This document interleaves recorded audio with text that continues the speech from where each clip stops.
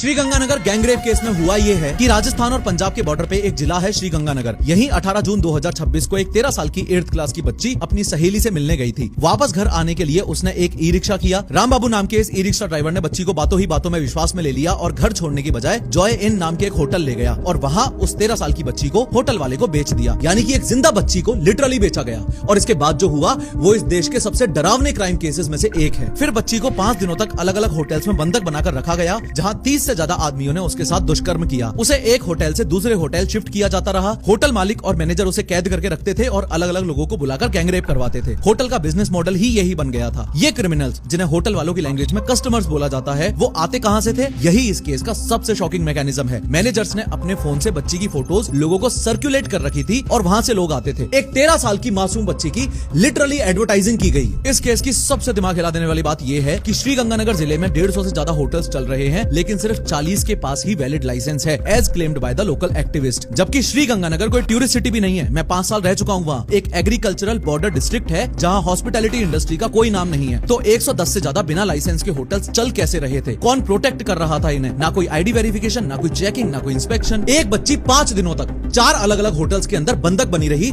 लेकिन किसी भी गेस्ट ने, किसी भी होटल के स्टाफ ने, किसी ने पुलिस